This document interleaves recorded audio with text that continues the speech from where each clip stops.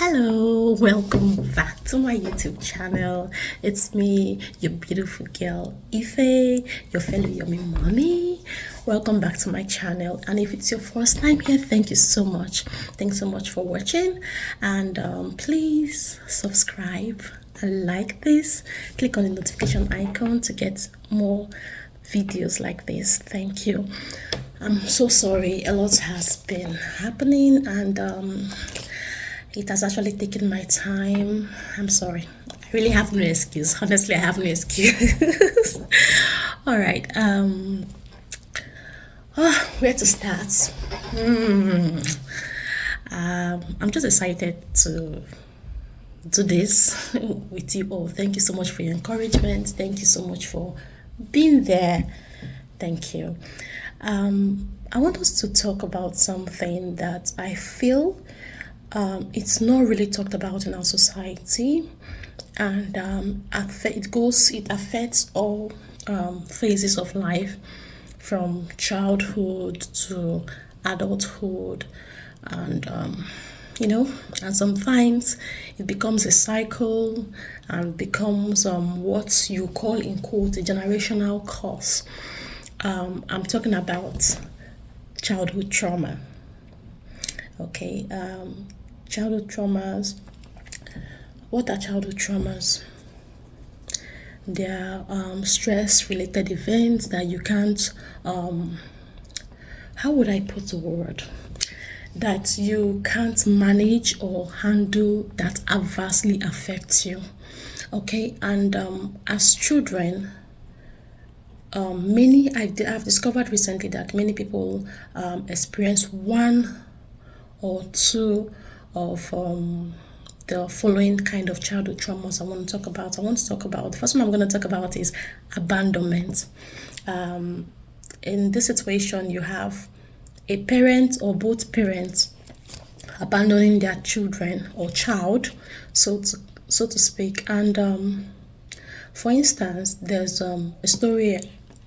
Okay, not really a story. It's actually someone I know. Okay, and she was talking about how it's making me really want to tear up. Sorry.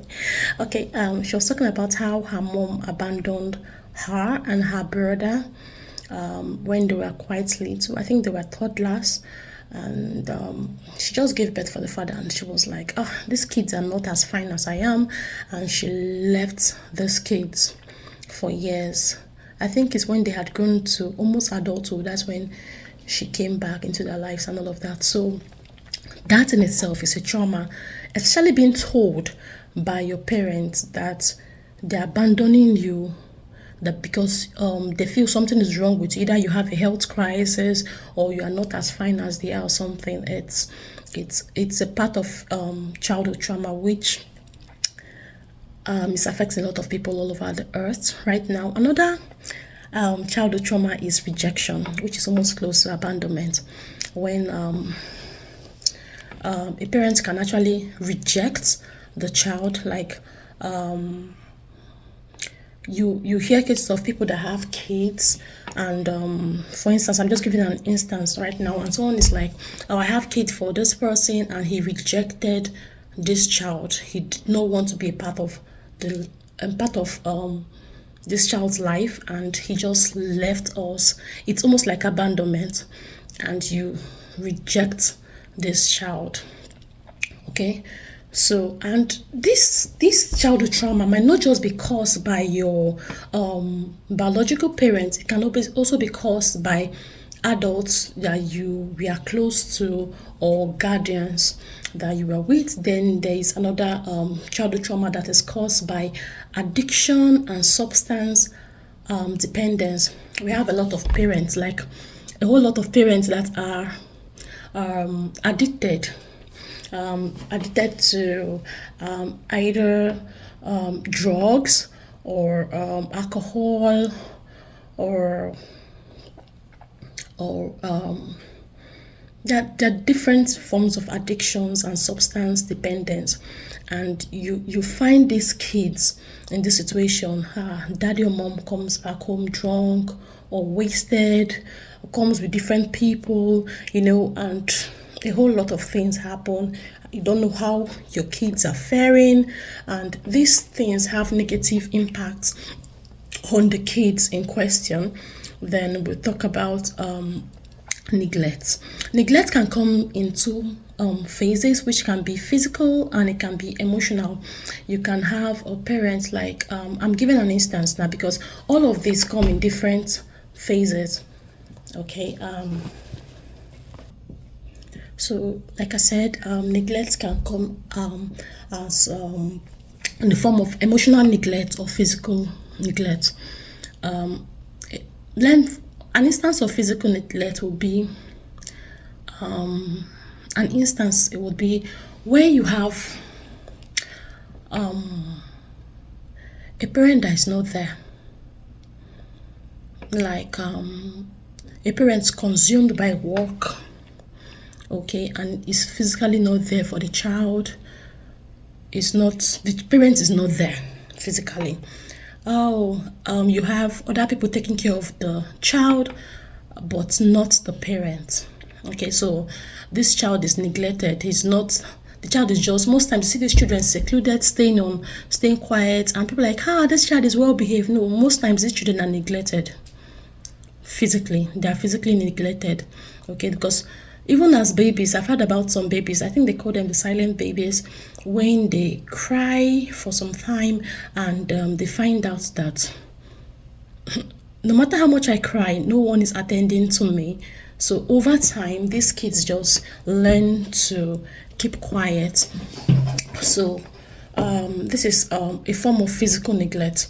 We have a lot of kids all over the world right now that are physically neglected by parents, and I know it's not so easy in our world whereby you have to make ends meet financially, but then we have to have a work-life balance whereby our kids are not the one at the receiving end, so they should not be physically neglected. Then you have the emotional neglect, which can even happen when the parent is physically around or not. And for instance, you see some parents constantly on their phones and the child wants to have a conversation with you and you're like, you're not giving this child emotional attention. You're not there emotionally for this child. The child wants to talk to you about his day, wants to talk to you about something. You are emotionally absent. These things can form a lasting trauma on this child. Then another trauma is divorce or separation. I can't count. You see this particular trauma,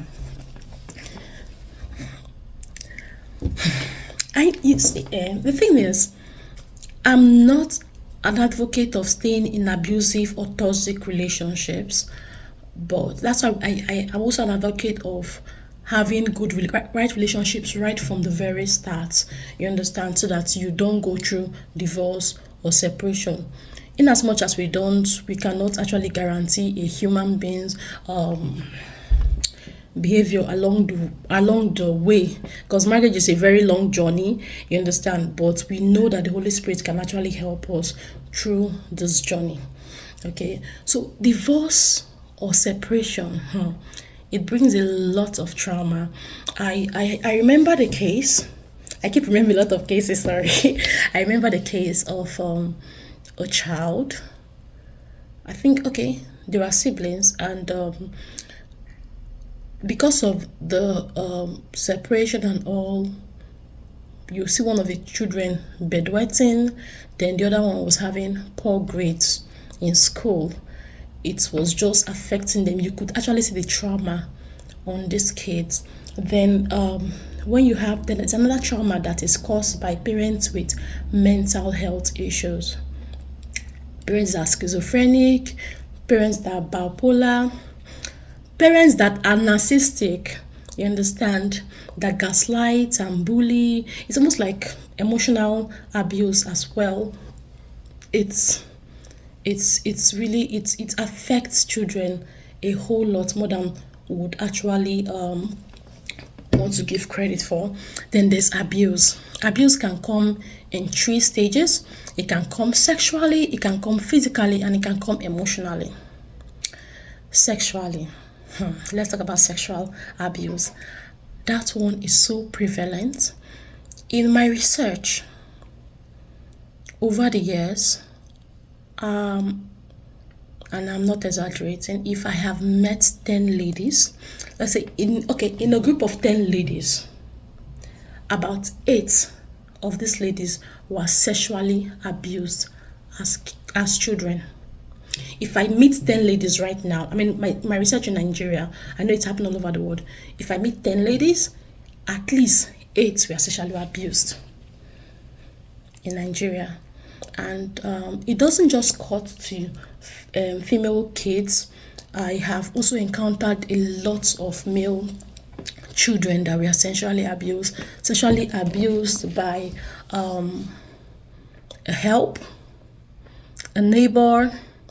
You know, one thing with perpetrators, there are always the people that actually create a safe space for kids. It can be a family member, it can be a neighbor, it can be someone respected in the society like a teacher, a principal, a priest, a pastor. It can be anyone that has access to this child and is kind of trusted. The house help, neighbors and all of that, and they molest these kids. Okay, we're talking about molesting plus sodomy. Yes, I've seen a little girl. I've seen a lot of cases, like a whole lot of mind-blowing cases. I know of a little girl years back. When she was 3, she was molested by a 15-year-old girl. Yeah, and I know of a little boy molested by a man. I know of a little boy molested by a woman. And I know of many little girls molested by men. And there's no one that is worse than the other. But to me, I feel those that were molested by family, I think that's the saddest part, where you hear of a parent actually molesting their child. It's something I can't even actually fathom. So sexual abuse is a huge form of childhood trauma. It causes deep childhood trauma. Then we have the physical abuse. A lot of people underwent physical abuse. Now, I have also noticed that many parents, especially African parents, do not actually know there's a very thin line between abuse and discipline. And many African parents actually cross it. You beat a child like in anger. Let's say you're having a bad day, you beat a child in frustration. I've told you about this, I've warned you about this, I've warned you about Iboza, Ipaka. And many of us went through that. I'm like, that's Ibati, Afoju, those things help reset my head. It gave my brain a reset. Yes, we are not doubting that, but sometimes most of those physical abuse, some of those things were physical abuses, and most times it was not necessary. Children are naturally curious individuals, and it's not every time we need to beat them for something. Most time you give them warning, and even if you want to lay your hands on them, just a light spanking, and that's it's fine. It goes, it's okay. You bring out belt, you bring out koboko with 8 head, and you keep beating the child is begging. You say, no, you will not keep me in this house. You drop that one, go and get another one again. Auntie, calm down. Brother, please calm down. Calm down. It's enough. It's enough. You smash the baby's head on the wall. I've heard about people actually tying their children up, beating them, and as they are bleeding, they grind pepper, put it in all the wounds. You understand? Many of our parents did something like that. That's sadly is abuse. Then I've heard about cases where people feed their children soap. like soap. How did you do that? And I heard about it when I came over here, and I'm like, I'm trying to wrap my head around it. If a child is being naughty or so, and you just feed the child soap. You put the soap in the mouth, and like, I warned you. I'm like, that is a form of physical abuse.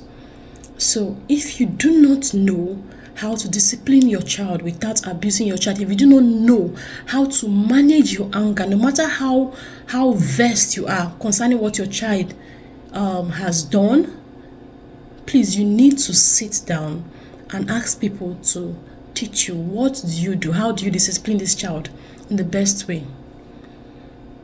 Children can be frustrating, and that is the truth, but you should not, as parents, physically abuse kids.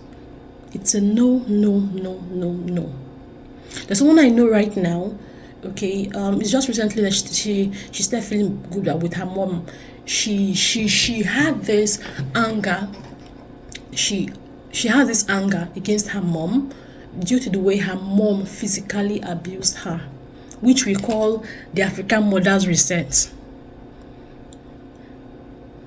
She had this for years. So yes, dear African mom, please, can we stop abusing our kids physically, all in the name of spare the rod and spoil the child? We can discipline kids, but not to the extent of abusing them. I think that's that about physical abuse. Then there's emotional abuse, where you say derogatory remarks to kids, okbonu, ewu, you say things that bring them down. You bully kids. And the funny thing about this, kids that are bullied actually bully others in school. You try to, bully them.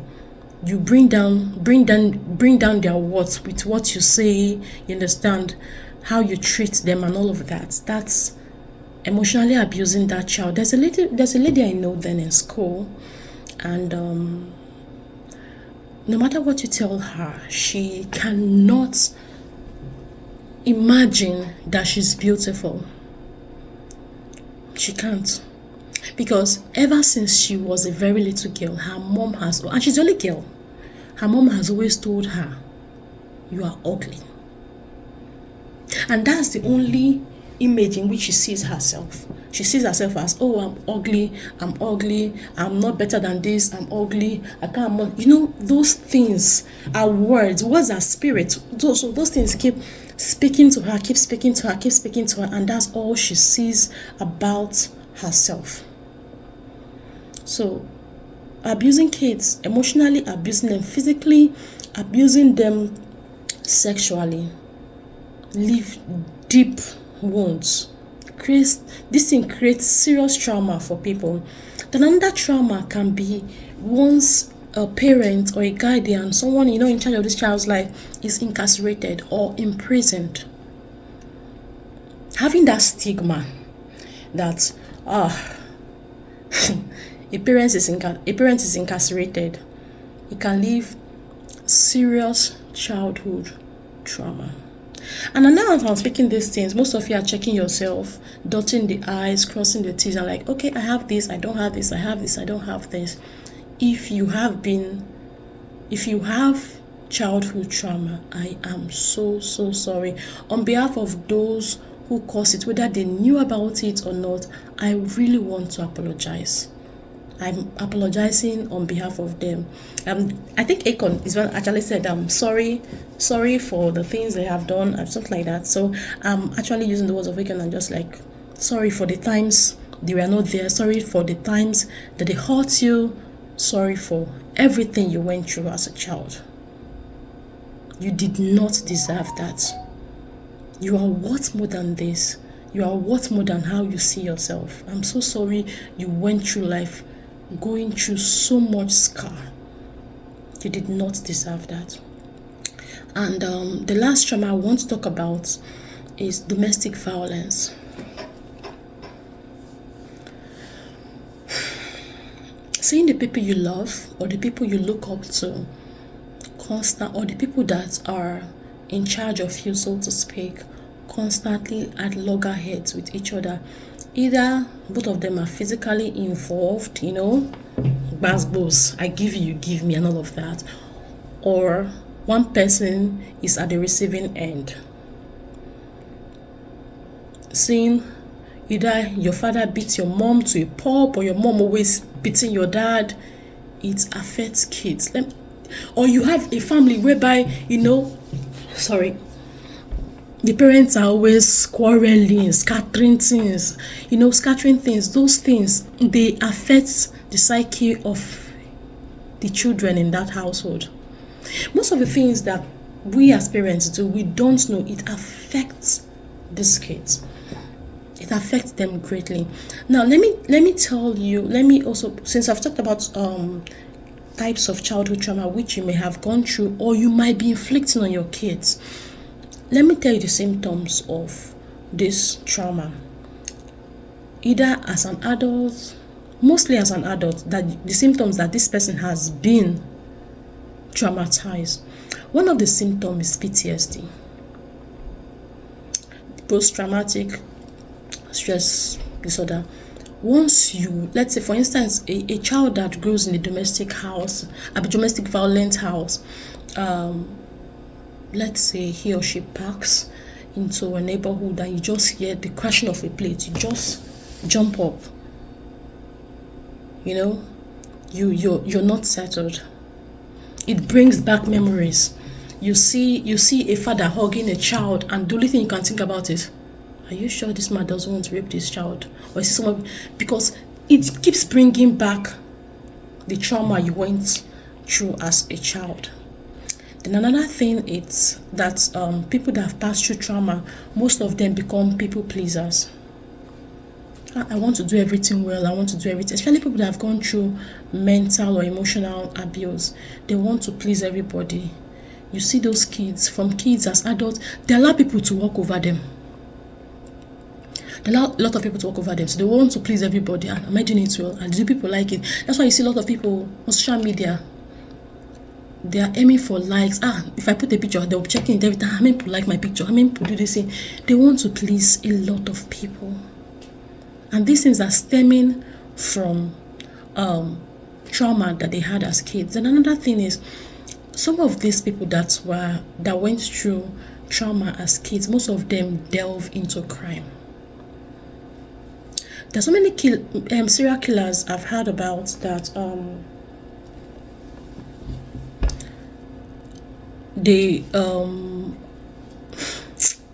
of them are crazy actually. All of them are crazy. There's no serial killer that is not crazy. That actually might think, okay, if I kill this person, I'm trying to kill. They think about it like, okay, if I'm killing this person, I'm trying to kill the person that did this crime to me those years. Maybe I'm trying to kill my mom. I keep seeing my mom in this person. I keep saying, so you kill people. They delve into different kind of crime. So most people that had childhood trauma, some of them delve into crime. Another thing is that some of them become abusers themselves. For instance, physical abuse. People that have gone through physical abuse and see that this is the way to raise kids. Now, when they have kids, we have found it all over. It's everywhere. It happens. Okay, when they have kids, they look at it and like, okay, my kid does a similar thing to the thing I did. And how did my parents react? Because my parents or my guardians were the standard of parenting that I have. They did not have this unlearning and relearning the right thing. So they exact the same kind of abuse which they received on these kids. Then I've discovered also, it's not so common, but then some people that were sexually abused become child predators too. They start molesting other kids. They start molesting kids when they become adults. They become pedophiles. Then some of them, that's why I'm talking, when you see a child that is being bullied emotionally, any bully you see, if you trace it, that person is being bullied or was bullied. You see someone bullying another person. The person is either being bullied currently or was bullied some time back. So now they now become abusers themselves. They now emotionally abuse people. And some of them also abuse substances too. You find that people that grew up in some homes, the only coping mechanism was to delve into substance abuse and substance dependence. They saw some of them, even funny enough, some people even saw the effects substance dependency had on their loved ones, and yet they could only find succor back in those substances, in alcoholism and drug use and all of that, and you see them going back to substance abuse. Like I also mentioned, one of the signs that that a child or people pass through childhood trauma is poor grades. Poor grades. Then there's also what we call relationship issues. For instance, a child that grew up with an absent father, either emotionally or physically absent, either due to death or abandonment or whatever it is, you find out that most of these children have daddy issues. They are seeking love. They are seeking a dad out there. You've seen them continually get into relationships, continually get into all sorts of relationships. They just want that daddy love. Some of them don't mind dating older men. They want that daddy love. Most of them have daddy issues. Some of them, then other people also have basically different kind of relationship issues. I also discovered that some people that have gone through sexual abuse, some women that have gone through sexual abuse actually go through two different extremes. Some of them totally hate men. I'm talking about those that have gone through sexual abuse, that let's say a man sexually abused them. Some of them have gone to the extreme of hating men totally. Then some of them have gone to a different extreme whereby they see themselves as worthless and they must always constantly sleep with a man just because of how abused they are.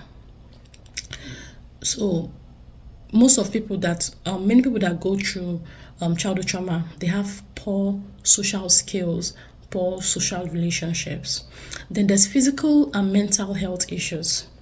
You see some of these people, they have bipolar disorders and all of that, the mental issues. Then the physical health issues. I saw an analogy online and I want to talk about that analogy.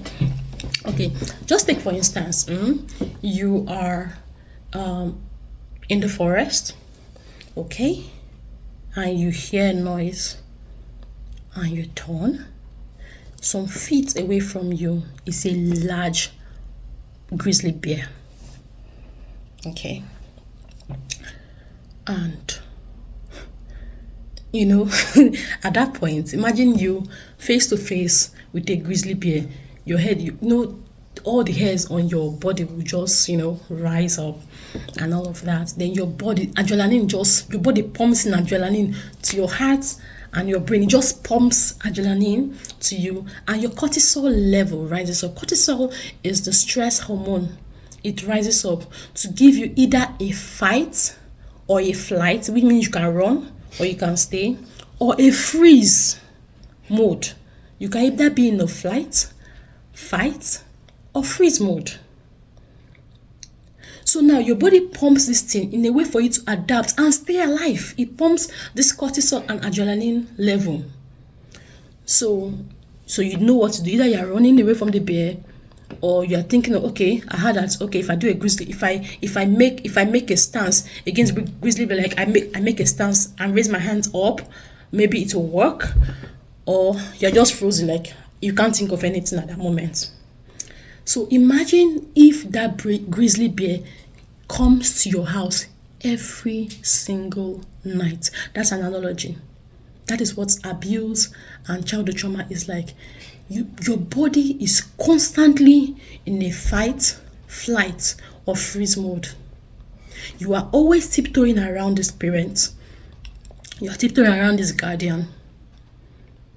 You are tiptoeing around everything because you have your body. So you see all this hormone now, it keeps happening to you. This thing should be, this cortisol level should not it's not an everyday occurrence. Normally, it should not be an everyday occurrence. It should just be a once in a while occurrence to save your life or so. But when it now becomes an every time occurrence due to the kind of trauma you're facing, it starts affecting the child's immune development. You know, the immunity of the child is still developing. It's affecting the child's immunity and the hormones.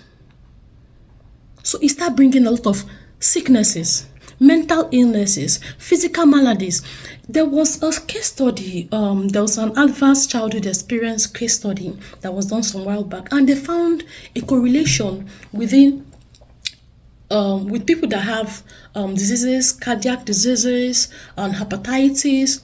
They found a correlation that some of them, or most of them, had childhood trauma. And these are things. And when they delve deeper, they found that these cortisol levels were high as kids, and instead damaging things.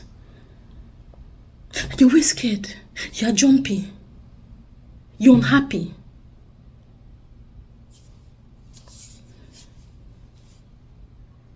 Childhood trauma can affect adults. Then another way it can affect an adult is that it can make some adults suicidal. Yeah. It can make you've heard about some people, they just feel like killing themselves. Life is not worthy. It's not worth living, and they kill themselves. Some other people have anxiety. What's happening? Anxiety. While some fall into deep depression, then some have very low self-image of themselves. Like the lady I told you about, there's nothing you would tell her about herself, no matter how much you tell her how she's beautiful. Her mom has told her that she is not. So she doesn't have that self-image, that normal self-image of herself. She has a very low self. She sees herself lowly. Just like the case of those that go through the extreme, those that experience sexual abuse. Most of them see themselves as not worthy of receiving love, not worthy of people. So some of them delve into people pleasing. Some of them become narcissistic. Some people that go through that have childhood trauma, some of them become very narcissistic. Then some also experience chronic sleep disorder. Now, what's the way out? Talk to someone. Don't just talk to anyone, talk to a therapist. You need healing if you have experienced childhood trauma, or you are inflicting it on your child. Please, you have to stop that. If you're inflicting on your child, you have to stop it. You and your child should go for therapy. Talk things out. You need healing. You have deep wounds within. Until you open yourself up, you can't get it. You can't get that healing that you seek. If you need to forgive people, I'm not forcing you, but you have to forgive people to move on. If you need to cut off some toxic people, because you find that some of these people that have childhood trauma, they stay in toxic relationships, people using them, and they don't mind. They're like, as long as people still love me, let me just stay in this relationship. At least somebody's still saying, I'm fine, or somebody's still thinking I'm good. They stay in toxic relationship with their families, with spouses, with friends. My dear friend, if you have experienced childhood trauma, dear yummy mommy, please seek immediate therapy. Okay? Thank you for listening to my TED Talk. Love you. Have a lovely, lovely day. Oh, I'm sorry. It's almost New Year. So Happy New Year in advance and Merry Christmas in arrears. Compliments of the season. Bye.